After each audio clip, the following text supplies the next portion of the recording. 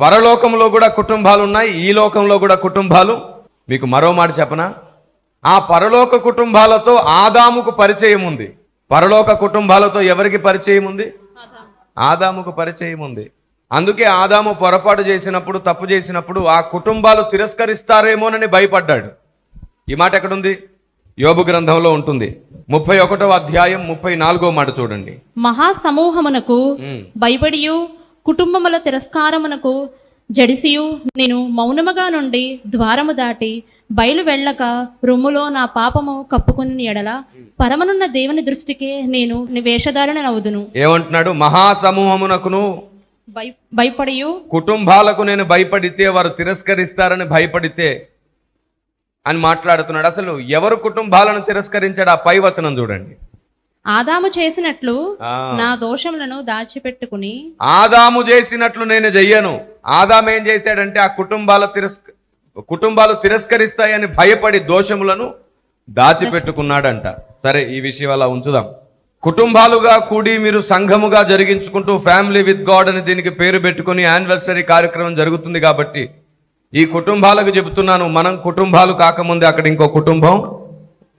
అయినా సరే దేవుడు మనల్ని కుటుంబాలుగా ఇక్కడ నిర్మించాడంటే అక్కడ ఏదో లేనిది ఇక్కడ మనం నేర్చుకోవాలని, అక్కడ జరగని పని మన ద్వారా జరిగించాలని. అలా జరగాలంటే ఆయనను గూర్చిన జ్ఞానం మనకు ఉండాలి. దేవునికి మహిమ కలుగును గాక. ఈ సందర్భంలో ఒక మాట చెప్తాను. పరలోకానికి వెళ్ళి మనం ఏం చెయ్యాలి, ఏం చేస్తాం? అది ఈనాటి క్రైస్తవ సమాజానికి తెలిసింది. దేవుణ్ణి నిత్యము స్తుతిస్తాం. అంతకుమించి అక్కడ చేసేది ఏముంది? చప్పట్లు కొట్టాలి, హల్లెలూయా స్తుతి మహిమ పాడుకోవాలి. అంతకుమించి ఇంకేమి లేదు. మరి అంత దానికి ఇంత జ్ఞానం ఎందుకు? మనకి ఇన్ని అనుభవాలు ఎందుకు?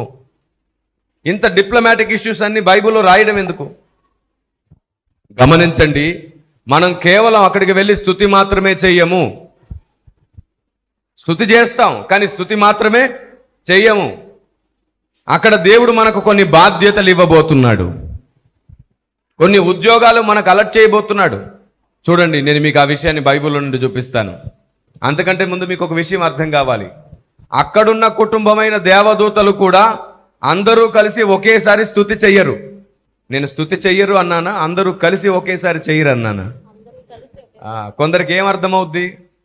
చెయ్యరు అన్నాడు, ఆ చివరి పదం ఒకటి పట్టుకుంటారు. ఎప్పుడైనా గుర్తుంచుకోండి, సత్యం నేర్చుకునేవాడికి ఉండవలసింది విధేయత. విధేయతకు ఉండే లక్షణం ఏమిటంటే నేర్చుకోవడం. నేర్చుకునే దానికి ఉండే లక్షణం ఏమిటంటే తప్పులు పట్టకుండా తన తప్పులను సవరించుకుంటూ నేర్చుకునేవాడు విద్యార్థి. విద్యార్థికి ఎప్పుడు గర్వం ఉండకూడదు. తనకు తెలిసిన వాటిని దృష్టిలో పెట్టుకుని నేర్చుకోకూడదు. నాకు ఇది తెలియదు అనే స్పృహలో ఉండి నేర్చుకుని తర్వాత తెలిసిన వాటితో సరిచూసుకోవాలి. Praise the lord. చాలా మంది చేస్తున్న పెద్ద పొరపాటు అదే. ఈ విషయాన్ని గుర్తుంచుకోండి, గమనించండి. కాబట్టి మీరు చేయాల్సిన అత్యంత ప్రాముఖ్యమైన విషయం ఏంటంటే ప్రతి పదాన్ని వినండి.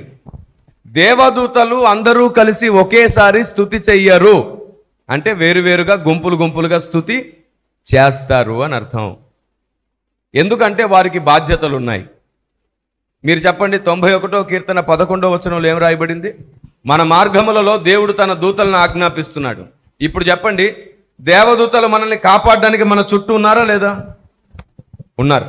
మరి స్తుతి అక్కడ ఆగిపోయిందంటారా? స్తుతి అక్కడ ఆగిపోయిందంటారా? లేదు, అక్కడ స్తుతి జరుగుతుంది. మానక స్తుతి జరుగుతుంది. వీరిక్కడ బాధ్యత నిర్వర్తిస్తుండగా అక్కడ వేరే గుంపు స్తుతి చేస్తున్నారు. అలా దేవుడు ఒక్కొక్కరికి ఒక్కొక్క దినం నియమించాడు వాళ్ళకి. ఆ దినం తటస్థించగానే వారు మందిరానికి వస్తారు, పరలోక రాజ్యానికి వస్తారు, స్తుతిస్తారు, మరలా పనులు చేయడానికి వెళ్ళిపోతారు. ఈ మాట ఎక్కడుంది? యోబు గ్రంథం 2వ అధ్యాయం 1వ వచనంలోను, యోబు గ్రంథం 1వ అధ్యాయం 6వ వచనంలో కూడా రాయబడింది. వారు దినం తటస్థించినప్పుడు దేవుని సన్నిధికి వస్తారు, ఆ తర్వాత మరలా అక్కడి నుండి వెళ్ళిపోతారు. బాధ్యతల నిర్వహణ. మనం ఎప్పుడు మందిరానికి వెళ్తాం? మన దినం ఎప్పుడు తటస్థిస్తుంది? ఆదివారం. అవును, సోమ మంగళ బుధ గురు శుక్రవారాలు కూడా అక్కడే ఉండి అక్కడే వంట చేసుకుని అక్కడే స్నానాలు చేసుకుని అక్కడే పిల్లల్ని రెడీ చేసి అక్కడి నుంచి అట్టే పంపిస్తుంటామా? లేదు. అక్కడ స్తుతి అయిపోగానే మరలా మన బాధ్యతల కొరకు మనం వెళ్ళిపోతాం. అక్కడ ఆరాధన అయిపోగానే వెళ్ళిపోతాం. అలాగే పరలోక రాజ్యంలో మనకు కూడా దేవుడు కొన్ని బాధ్యతలు ఇవ్వబోతున్నాడు. చూడండి, ఎఫెసీ పత్రిక 3వ అధ్యాయం 8 నుండి 10 మాటలు కలిసి ఉంటాయి, చదువుకుందాం. దేవుడు మన ప్రభువైన క్రీస్తు యేసునందు చేసిన నిత్య సంకల్పము చొప్పున పరలోకములో ప్రధానులకును అధికారులకును సంఘము ద్వారా తన యొక్క నానా విధమైన జ్ఞానము ఇప్పుడు తెలియబడవలనని ఉద్దేశించి. చాలు, ఆ మాట మీరు గమనించారా? ఎంత స్పష్టంగా రాయబడింది. దేవుడు మన ప్రభు అయిన క్రీస్తు యేసునందు చేసిన నిత్య సంకల్పము అంట. నిత్య సంకల్పము చొప్పున పరలోకములో ఉన్న ప్రధానులకు అధికారులకు. ఎక్కడున్న అధికారులు ప్రధానులు? ఒక్కసారి నా కోసం మీరు ఇలా ఒక వేలు పైకెత్తుతారా? మొదటి వర్గం ఎవరు? ప్రధానులు. ఎక్కడుండే ప్రధానులు? పైనుండే ప్రధానులు, పరలోకంలో ఉండే ప్రధానులు. రెండో వర్గం ఎవరు? అధికారులు. వీళ్ళు కూడా ఎక్కడుంటారు? ఇది మర్చిపోకండి. ఎవరి ద్వారా వారికి దేవుని నానావిధ జ్ఞానం తెలియాలి? సంఘము ద్వారా. సంఘం అంటే ఎవరు? మనమే. ఇప్పుడు మన ద్వారా ఎవరికి దేవుని జ్ఞానం తెలియాలి? పరలోకంలో ఉన్న ప్రధానులకు. నేర్చుకున్నారా మరి ఆ జ్ఞానం? కుటుంబాలుగా కలిసి ఆనందిస్తున్న మనం ఆ జ్ఞానం నేర్చుకున్నామా? నేర్చుకున్నాం సార్. అక్కడికి వెళ్ళి మీకు అబ్రహామును గురించి తెలుసా అంటే వాళ్ళు పకపకానవుతారు. మాకెందుకు తెలీదు? మిమ్మల్ని కాపాడినట్లే మేము కూడా వారిని కంచెగా ఉండి కాపాడాము.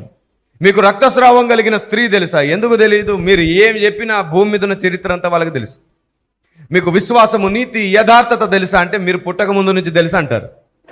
ఇప్పుడు ఏం నేర్పిస్తారు మీరు అక్కడికి వెళ్ళి? ఆలోచిస్తున్నారా? పరలోకంలో ఉన్న ప్రధానులకు అధికారులకు ఏం నేర్పిద్దాం? ఈ ప్రశ్న ఉత్పన్నమవుతుందని దేవుడు అక్కడ ఏమన్నాడంటే, దేవుని యొక్క నానావిధ జ్ఞానము వారికి తెలియనిది మనం నేర్పించాలి. ఎవరికి తెలియనిది? పరలోకంలో ఉన్న ప్రధానులకు. ఇప్పుడు మీరు సంఘానికి దేని కొరకు రావాలన్నమాట? అది సంగతి. మనం దేనికోసం వస్తున్నాం? బ్లెస్సింగ్స్, ఆశీర్వాదముల కోసం మనం మందిరానికి వస్తాం. ఆశీర్వాదములు, దీవెనలు కావాలి. అందుకే దేవుడు అర్థం కావట్లేదు. అయితే ప్రారంభంలో ఆత్మీయ పసితనంలో మనకు దేవుడు అంటే పెద్దగా ఏమీ తెలియని ఆ కాలంలో దేవుడు కనికరిస్తాడు. పిల్లలు ఏదడిగినా మనం ఇప్పిస్తాం కదా, అలా దేవుడు కనికరించి మన ప్రతి అవసరత, చిన్నది పెద్దది అన్నిటినీ ఆయనే సమకూరుస్తాడు. కానీ ఎదిగిన తర్వాత మనకు మనము కానీ ఆలోచించుకొని నడుచుకోవాలి.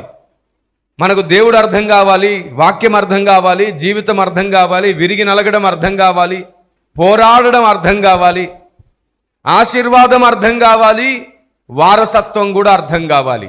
ఇన్ని అర్థమైన తర్వాత మందిరానికి ఆశీర్వాదాల దీవెనల కోసం ఇంకా రాం మనం. చనిపోయే వరకు ఆశీర్వాదాలు దీవెనలు అంటూ మందిరానికి వస్తే ఎత్తబడేటప్పుడు బుద్ధి లేని కన్యకలే ఎత్తబడతారు. బుద్ధి లేదు అంట కన్యకలకి. ఏం లేదు విడువబడిన వారికి?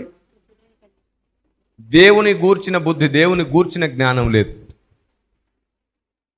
మందిరానికి ఆశీర్వాదాలు దీవెనల కోసం కాదు రావలసింది. నీకు తెలియనప్పుడు అలా వచ్చావు, కానీ రక్షింపబడి 5-6 సంవత్సరాలు గడిచిన తర్వాత కూడా నువ్వు ఆశీర్వాదాల కోసమే వస్తే దాని పేరు బుద్ధి లేనితనం.